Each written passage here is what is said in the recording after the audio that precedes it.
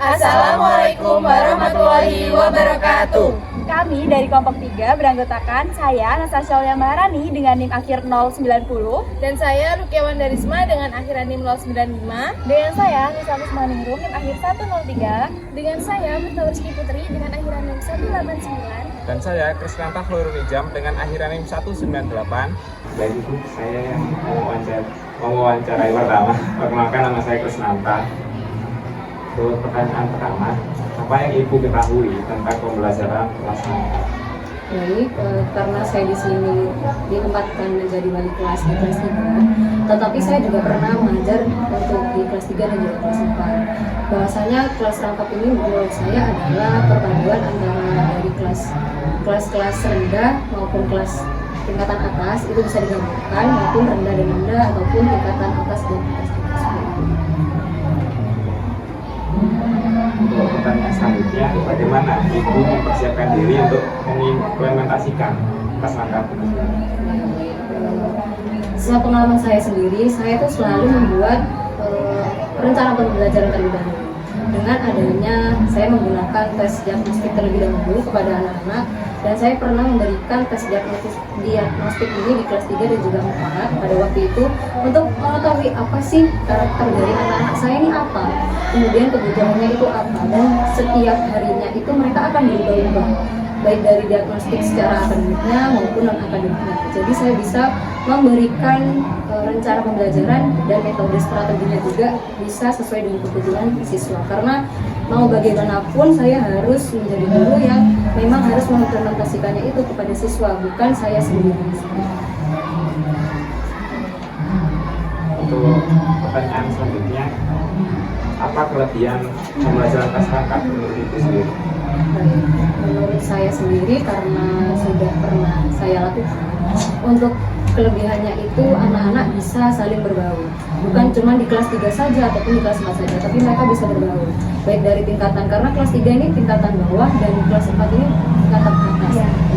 Kelas 1, 2, 3 mungkin masih bisa memahami, karena biasanya mereka di kelas 1 sama 2 ini masih belajar terkait bernyanyi, membaca, menulis, dan di kelas 3 ini kita mantapkan, memang saya mantapkan untuk bisa berhitung dan juga membaca, menulis, karena di kelas saya sendiri itu masih ada yang masih kurang bisa membaca, apalagi kita ada di sekitar lingkungan yang memang terpencil, jadinya memang harus ekstra untuk mengajari. Dan yang kelas 4 ini memang sudah bisa membaca, menulis, dan juga berhitung. Nah, cara saya untuk memantapkan itu kelebihannya, mereka harus berbaur dengan teman kelas 3 maupun kelas 4, karena teman sejawat itu sangat membantu. Terus kekurangannya apa itu? Untuk kekurangannya sendiri mungkin karena kelas 3 ini masih berpikir untuk bernyanyi seperti itu ya. Jadinya agak susah ketika dibandingkan dengan yang sudah kelas atas gitu. Kekurangannya sendiri dari anak-anaknya memang mindsetnya masih belum bisa untuk ke jenjang lebih. Itu yang kelas 3. Iya. Sudah dari saya, dilanjutkan oleh teman saya. Baik, selanjutnya saya sebenarnya saya Nisa Maningrum. Tadi kan disebutkan itu kan melakukan perancangan seperti melakukan tes diagnostik itu selain itu ada rencana pembelajaran lain untuk kelas 1? Ya, untuk awalnya memang saya menggunakan tes diagnostik terlebih dahulu. Dengan adanya pembelajaran yang sudah saya lakukan, saya lakukan evaluasi dari itu. Apa sih yang menurut saya ini masih kurang? Mungkin saya sudah memberikannya, tapi murid saya masih nggak tahu. Nah, saya lakukan evaluasi itu dan refleksi untuk anak-anak sendiri. Jadinya rencana pembelajaran itu komplit dari apa yang sudah saya jadi pengalaman saya. Gitu. Bisa jadi menurut saya rencana pembelajaran saya sudah sesuai. Tetapi ketika saya melihat kok anak-anak ini masih rendah nilainya, nah berarti memang saya kurang bisa mengajarkan kepada anak-anak dan belum sesuai kebutuhan mereka. Untuk strategi yang digunakan untuk kelas rangkap Untuk sejauh ini saya masih menggunakan pembelajaran berdiferensiasi.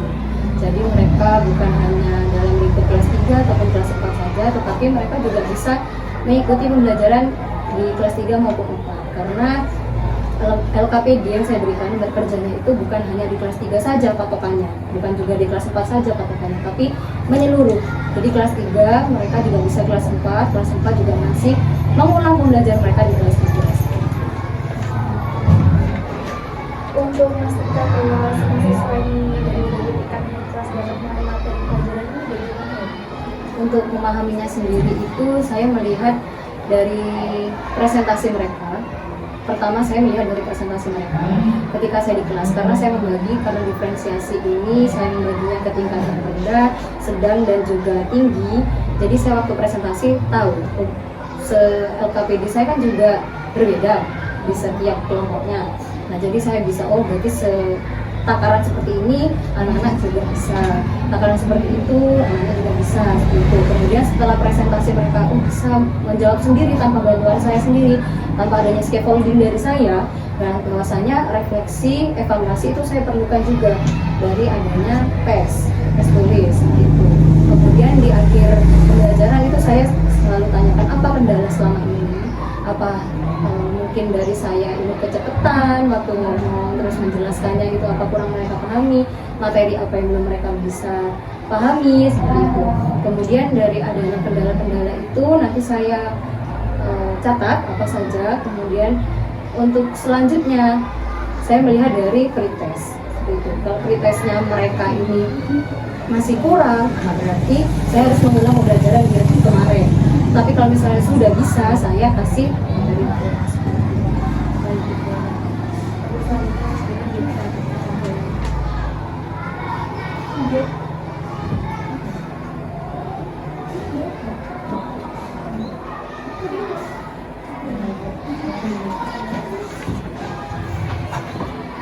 selanjutnya bagaimana ibu mengajarkan saya dengan metode yang digunakan? Bagaimana ibu mengajarkan saya dan juga metode yang digunakan? Ya, untuk cara saya yang sudah saya jelaskan tadi, bahwasanya saya menggunakan pembelajaran berdiferensiasi. Metodenya itu ya. Untuk strateginya sendiri ya saya kondisi kelasnya, melihat kondisi kelasnya. Misalnya mereka memang ini dikelompokkan sesuai dengan tingkatan, maka saya lakukan dengan tingkatan mereka. Tetapi juga ada yang, Bu saya mau sama ini ya, Bu saya mau sama ini ya. Nah itu kan agak susah. Nah itu jadinya untuk pertama kali saya menggunakan itu terlebih dahulu karena keinginan mereka terlebih dahulu. Karena saya melihat siswa saya kalau misalnya sama ini, oh dia lebih bisa untuk memahami temannya. Dari sebenarnya antara guru dengan siswa atau siswa dengan siswa itu lebih mengefek efeknya itu lebih besar dari siswa ke siswa gitu daripada dari gurunya, karena mungkin pemikiran mereka sama gitu. Jadi saya pertama kali harus menyenangkan mereka dulu terlebih dahulu. Kalau mereka sudah senang di kelas saya, nah baru saya bisa mengatur kondisi kelas. Berarti bisa menggunakan edukasi gaya ya? Nah iya, karena memang sangat dibutuhkan.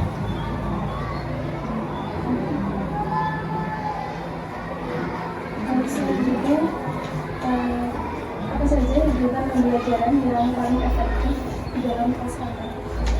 Ya, di kelas rangkap tersebut kegiatan paling efektif itu menurut saya ketika kita praktik langsung. Biasanya saya menggunakan role playing.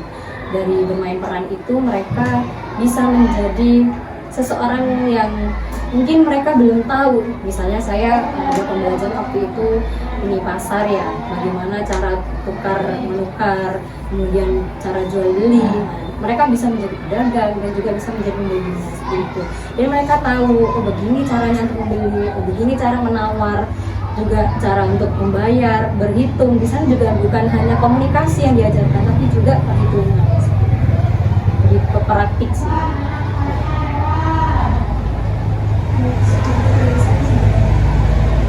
Baik, saya lanjutkan ya. Tadi kan Ibu sudah menjelaskan bahwa misalkan di tiap pembelajaran biasanya Ibu melakukan evaluasi. Nah, kira-kira bentuk evaluasinya itu hanya tes saja atau bagaimana? Terus gimana sih cara dari Ibu sendiri itu buat mengetahui tingkat keberhasilan dari proses pembelajaran dari evaluasi yang telah dilakukan tadi? Jadi untuk evaluasi sendiri memang saya lebih banyak menggunakan tes karena memang mengondisikan kelas rangkap ini kan agak susah. Kalau misalnya kita tanya satu-satu persatu, apalagi di kelas saya sendiri itu 47 anak, sedangkan di kelas 4 itu ada 30. Jadi memang saya harus menggunakan kelas supaya lebih efektif. Meskipun di kelas 3 ini nggak semuanya saya pilih pada waktu itu, karena memang harus ini ya, mungkin ada beberapa yang tidak masuk seperti itu kan. Jadi nggak full 47 dan 30 itu nggak full. Tetapi saya menggunakan tes evaluasi ini memang lebih ke tes tulisnya, karena saya dengan begitu tahu perkembangan mereka itu dari saya mengajar sampai selesai itu fokus nggak anak ini, tahu nggak materi yang saya ajarkan itu apa. Dan saya ini dengan adanya bertanya juga, jadi saya tebak dulu. Misalnya sudah selesai, sudah mengumpulkan ini post-testnya, saya tanyakan apa yang dimaksud ini nak, apa yang dimaksud ini nak, seperti itu. Jadi dari situ juga saya bisa evaluasi. Kemudian tadi kan udah ditanya sama teman saya tentang kelebihan dan kekurangan PKR. Nah dari ibu sendiri ada nggak sih yang ibu alami tantangannya dalam menerapkan PKR dari ibu sendiri? Pastinya, iya pastinya itu ada tantangan sendiri ya Mbak ya. Karena memang tantangan itu kan sudah melihat anaknya sebanyak itu, dan saya sendiri, mana saya juga kecil seperti ini ya, sedangkan anak-anak saya sudah ada yang lebih tinggi dari saya kelas 4 itu kan. Jadinya saya susahnya memang apalagi di sekolah pinggir ya gitu, memang anak-anak ini untuk disiplinnya itu memang kurang. Jadinya memang di awal itu di kelas 1-2 diajarkan untuk selalu disiplin. Untuk di kelas 3-4-nya gurunya ini tidak terlalu sulit untuk mengajarkan kembali seperti itu. Jadinya saya tantangannya mungkin dari anak-anak sendiri yang masih ramai, kemudian juga meskipun nggak di sekolah pinggiran juga kan ramai anak-anaknya, namanya juga masih di umur ini ya. Kemudian juga untuk pengaturan mereka itu agak susah karena melihat suara yang satu dengan dominan suara yang lebih banyak, nah itu pasti akan kalah.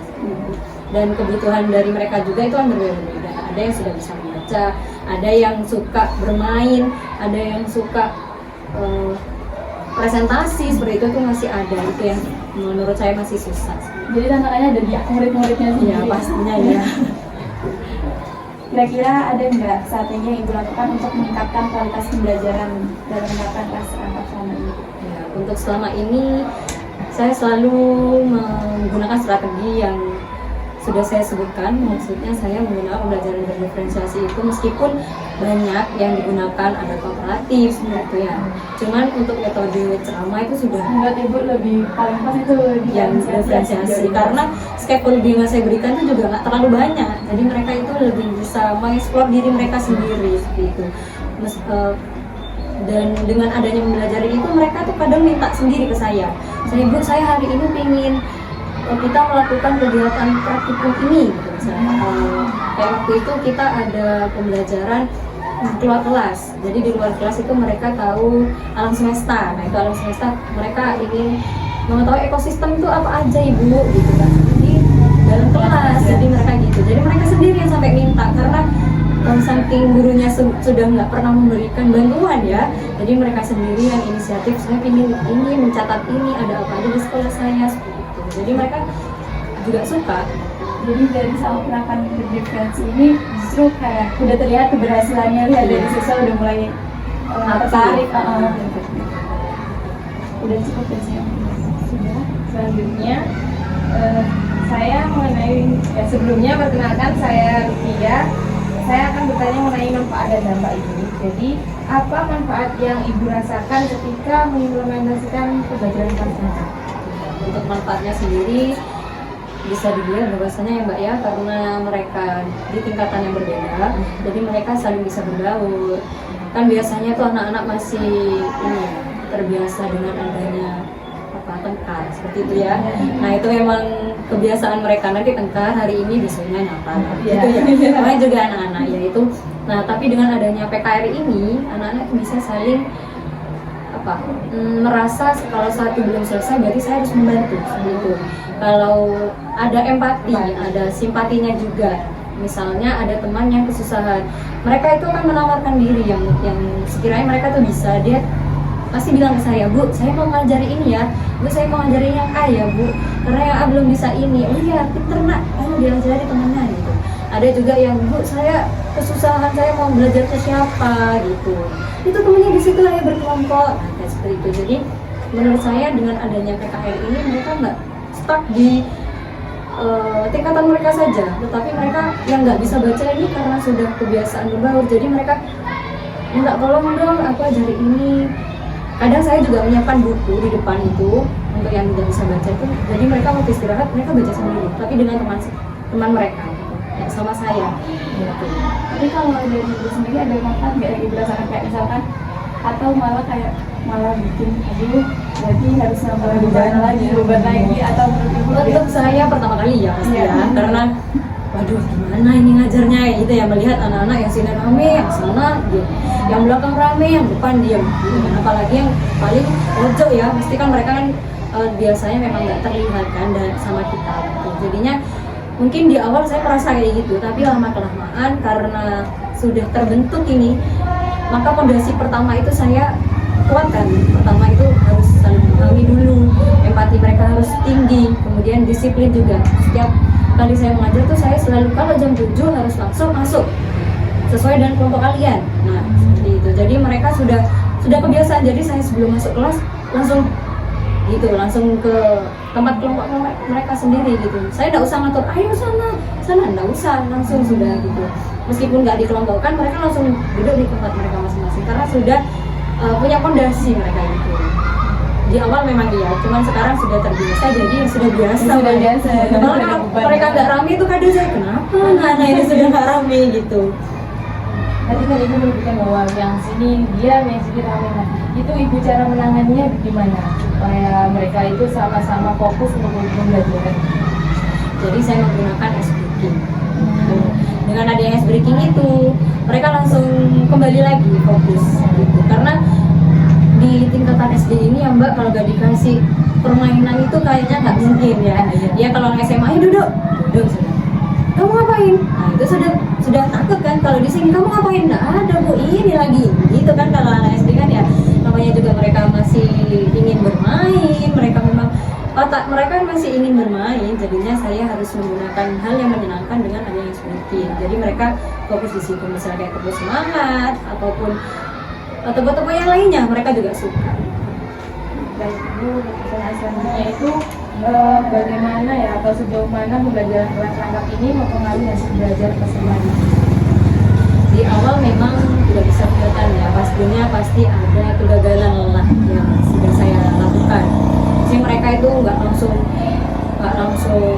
di hari ini bisa gitu, udah langsung. Mereka berproses bertahap. Dari awalnya nilainya 20, 10 pasti itu. Apalagi kan masih ini ya penyesuaian dari kelas 3 di kelas 4. Apa sih ini tambah rame, kenal sama yang lainnya tambah rame lagi gitu. Jadi emang harus penyesuaian bertahap. Lama kelamaan mereka sudah bisa memahami. Kelebihannya ya karena mungkin sudah terbiasa bersama, jadinya mereka lebih nyaman di kelas. Yang terakhir itu dampak dari PKR sendiri terhadap hubungan guru dengan siswa dan siswa dengan siswa. Kalau dengan siswa kan udah dijelaskan sama ibu, mereka akan semakin dekat untuk satu sama lain. Tapi dengan guru bagaimana? Untuk sejauh ini alhamdulillahnya anak-anak itu menganggap saya bisa menjadi guru dan bisa menjadi teman mereka gitu. Karena sudah nyaman di kelas, jadi kayak bercerita kepada saya, Bu hari ini saya makan ini loh Bu, hari ini saya itu ya Bu ya habis jatuh gitu, itu sudah biasa ke saya. Cuman saya memang menerapkan saya di sekolah ini bukan hanya sekedar menjadi teman, tapi saya di sini juga harus dihormati karena saya seorang guru dan harus digugu dan ditiru ya, namanya bilang digugu dan ditiru. Jadi saya mengimplementasikan dulu, misalnya saya membuang sampah, nah mereka tahu harus saya membuang sampah, jadi saya juga harus kayak gitu. Dan juga saya ini tidak menerapkan kekerasan ke bunda, jadinya mereka juga, ayo mukul tuh dosa banget mukul. Jadi anak-anak saya tuh juga, oh iya ya dosa. Nah, mereka tuh enggak ada yang bertengkar alhamdulillahnya sejauh ini. Dan mereka tuh bisa tahu batas mereka ini bermain itu seperti apa. Kan biasanya ada yang mau caru-caruan gitu ya Mbak ya. Jadi dia tuh tahu, nggak boleh kata guru saya tuh nggak boleh kayak gitu. Jadi tahulah batasnya dan mereka sudah tahu untuk bertengkar berarti yang lainnya harus memisah gitu. Nah itu mungkin setiap harinya juga saya selalu bercerita, memberikan motivasi sebelum pembelajaran. dulu Bu saya sebutkan Bu Tasya ya. Nah, Bu Tasya seperti ini nak, dulu SD-nya Bu Tasya tuh nggak gini. Jadi Bu Tasya sekarang, ayo dilihat Bu Tasya bisa jadi guru. Nanti kalian mau jadi pilot, mau jadi apa? Ditanamkan dari sekarang gitu. Jadi anak-anak dari motivasi itu bisa membangkitkan semangat mereka untuk belajar dan berinteraksi sesama siswa maupun guru mereka juga menyenangkan. Ibu, kami rasa cukup. Baik Ibu, terima kasih untuk sudah meluangkan waktunya dan bersedia untuk kami wawancarai. Terima kasih banyak. Mungkin kami cukupkan wawancaranya pada kali ini. Terima kasih banyak. Sekian video wawancara dari kelompok kami. Wassalamualaikum warahmatullahi wabarakatuh.